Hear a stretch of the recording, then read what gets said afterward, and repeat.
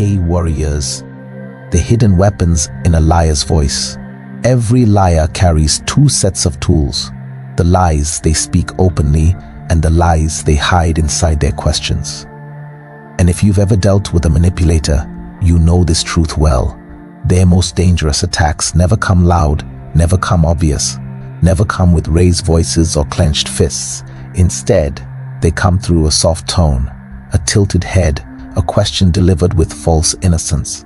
A question that sounds harmless, yet the moment you respond, you feel something inside you shift. You begin to shrink, you begin to doubt, you begin to wonder if maybe you misread the situation, maybe you overreacted, maybe you imagined the very thing your instincts screamed was wrong. This is the art of the liar, not to confront you, but to make you confront yourself.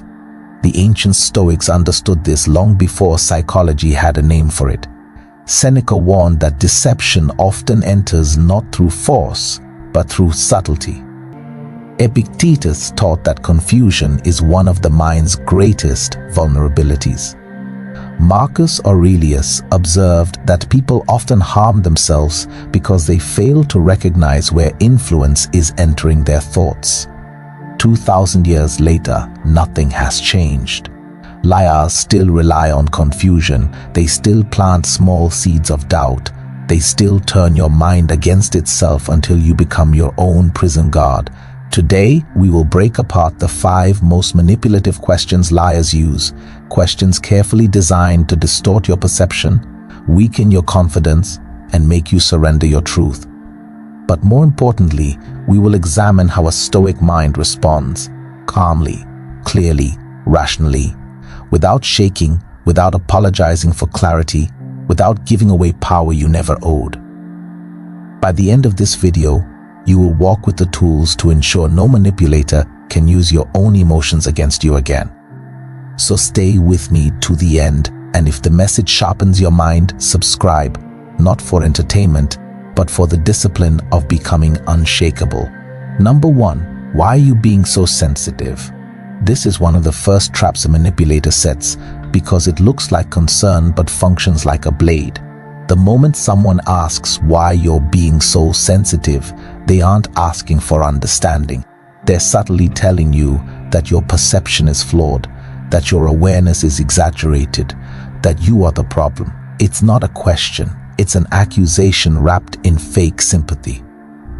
People use this line the moment they feel cornered and want to escape accountability. Think back to any relationship where the pattern repeated. You point out a red flag, something they said that didn't match their actions, something that didn't feel right. And instead of addressing your point, they laugh it off and say you're too sensitive. You raise an ethical concern at work, and someone dismisses you with "don't overthink it, you worry too much." That response isn't casual, it's a tactic. It's a way of making you distrust your intuition, which is often the earliest warning system you have. The truth is that sensitivity is simply heightened awareness. It's the ability to detect small shifts, inconsistencies, changes in tone, minor deviations in behavior. People who notice what others ignore are often labeled too sensitive precisely because they see what others hope will stay hidden. Seneca wrote that many of our fears live only in imagination. Manipulators use that philosophy against you by planting doubts that grow into self-blame. But sensitivity itself is not imagination, it is perception. A person who sees the crack in the wall early prevents the collapse later. So what would a Stoic do?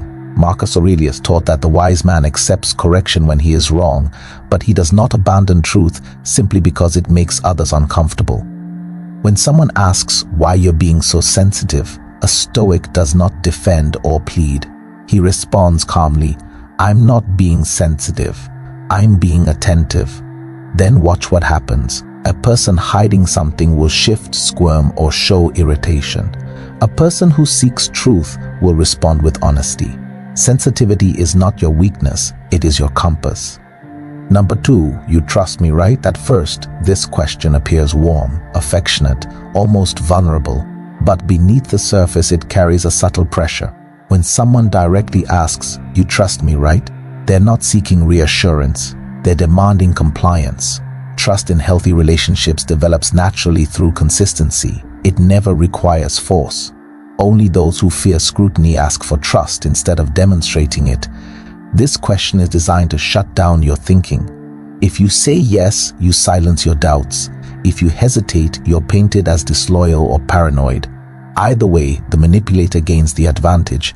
Epictetus famously said that a man who believes he already knows everything cannot learn. Liars know this. They use this question to stop you from examining their actions. They want to disable your curiosity and make you feel guilty for wanting clarity. Think about a business partner who hides financial records but asks you to trust him. Think about a romantic partner who guards their phone with suspicion yet repeats, "Don't you trust me?" These aren't demonstrations of honesty. They are warnings. People who have nothing to hide do not pressure you into blind confidence. People who seek trust through emotion rarely offer proof through consistency. The Stoic approach is calm and firm. Trust must be earned, never demanded. When someone presses the question, "You trust me, right?" the Stoic doesn't react emotionally. He simply says, "Trust comes from consistent actions." What exactly are you asking me to overlook? This response removes emotion from the exchange and places the focus back on behavior. A liar will tense, deflect, or grow defensive. Someone sincere will respect your clarity. Remember, trust given under pressure is not trust, it is obedience. Number 3, are you accusing me of something? This question is one of the most deceptive because it reverses the power dynamic within seconds. When you bring up a concern or point out an inconsistency, the manipulator immediately flips the frame by asking if you're accusing them. Suddenly, you're no longer the one asking questions. You're the one being questioned. The focus shifts away from their behavior and becomes about your supposed hostility or unfairness. And once the spotlight is on you, they can shame you, guilt you, or make you feel guilty for even noticing their actions. The goal is simple: distract you from the truth by making you defend your intentions. Marcus Aurelius taught that a person who reacts too fast loses clarity. Manipulators rely on this. They expect you to panic and say, no, I didn't mean it like that." Once you do that, you've surrendered. The conversation is no longer about truth, it's about comforting their ego. The Stoic strategy here is not to engage emotionally, it is to remain composed. When someone fires the question, "Are you accusing me of something?" the Stoic pauses. He lets the silence speak. Then he calmly responds, "Should I be?" Those 3 words return responsibility to the manipulator where it belongs. A guilty person will reveal discomfort instantly. An innocent person will welcome clarification rather than fear it. Liars hate this question because it prevents them from gaining control of the narrative. It forces them to address the issue rather than hide behind theatrics. Remember, truth is not afraid of inquiry, only lies are. Number 4, would I ever lie to you? This question is emotional manipulation disguised as innocence. The tone is often soft, wounded, almost offended. But the real purpose is to guilt you into silence. When someone asks, "Would I ever lie to you?"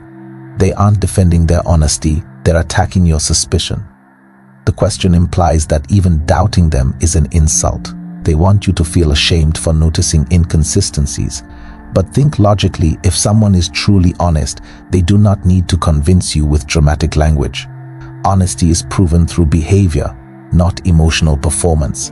Seneca reminded us that a truthful person does not fear examination. So when someone tries to defend themselves through emotional guilt rather than facts, it's a sign they're protecting something fragile. In real life, this question often appears when someone is cornered.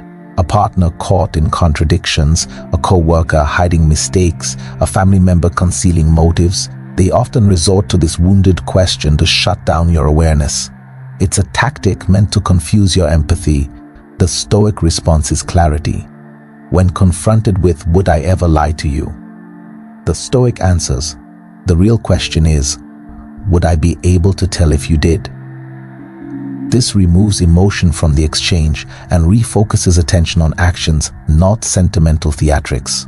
Liars hate this because it strips away the emotional fog they hide in. The honest are never threatened by clarity. Number 5. Can't we just move on? This is the final stage of manipulation, the stage where the liar stops trying to convince you and simply tries to exhaust you.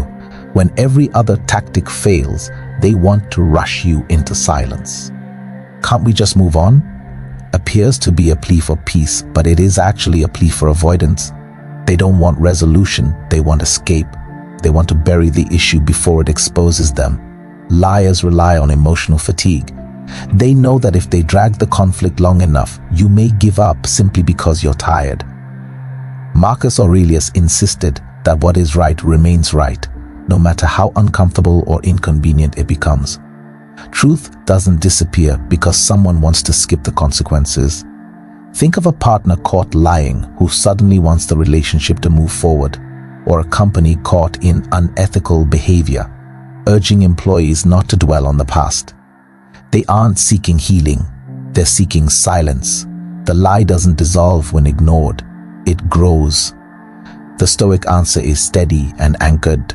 I'll move on when I understand what happened, not before. This statement destroys the manipulator's strategy because it shows you cannot be rushed, cannot be guilted, and cannot be exhausted out of your own clarity. Peace built on avoidance is not peace. It is suppression. The Stoic mindset, a shield against manipulation. Manipulators thrive in emotional chaos. They don't need truth or logic. They only need your reaction. They push guilt to make you comply, shame to make you shrink, confusion to make you surrender your perception. This is why Stoicism is such a powerful defense. Stoicism teaches separation. What belongs to you and what belongs to others. Once you understand this, emotional manipulation collapses. When they shame you for noticing something, remember, your awareness belongs to you. When they guilt you for asking questions, remember, their discomfort is not your responsibility. When they try to drain your energy, remember, time is neutral. Truth can wait. The Stoic becomes unmanipulable because he does not react instantly. He pauses, he observes, he speaks with intention. Stoicism teaches emotional sovereignty, the ability to stay grounded even when someone else is trying to shake your foundation. Imagine the mind as a flame protected by glass. The storm may rage outside, but the flame remains steady. That is the Stoic state. Clarity in noise, reason in conflict, stillness in chaos. The secret manipulators never expect is this: their weapons only work if you hand them your emotional responses. The moment you stop reacting on their terms, their influence dissolves. And remember this, your clarity is your power. You now understand the 5 questions liars use to manipulate and control. Each one is a strategic move, not an innocent inquiry. Each one tries to make you doubt what you see, what you feel, and what you know. But you are no longer a pawn in someone else's game. The Stoic mind does not break, does not bend to guilt, and does not apologize for truth. Seneca, Epictetus, Marcus Aurelius, they all taught the same principle. A person who sees clearly cannot be controlled. You are not harsh for wanting honesty. You are not cruel for seeking clarity. You are not weak for noticing deceit. You are awake. And in a world full of shadows, the awake are feared. Walk with reason. Walk with awareness. Walk with the calm strength of a Stoic warrior. Observant, grounded, unshakable. If this message resonates with you, like the video, subscribe to the Stoic Habit, and write in the comments 3 simple words: I choose clarity.